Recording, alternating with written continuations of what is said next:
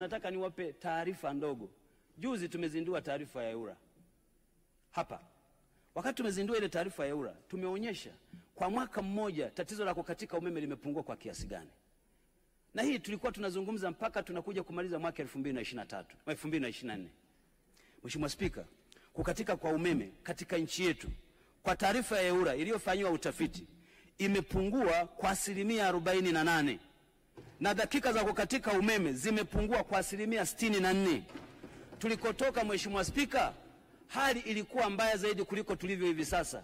Mahali pengi ukiona umeme unakatika ni mahali ambako tunatengeneza miundombinu. Waheshimiwa wabunge, lazima tukubali kwamba hatuwezi kula keki na tukabaki nayo.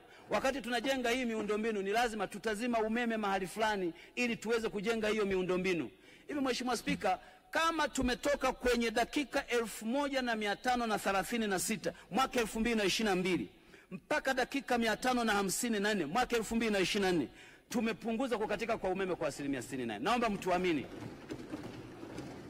Naomba mtuamini kuwa hili jambo tunalifanyia kazi.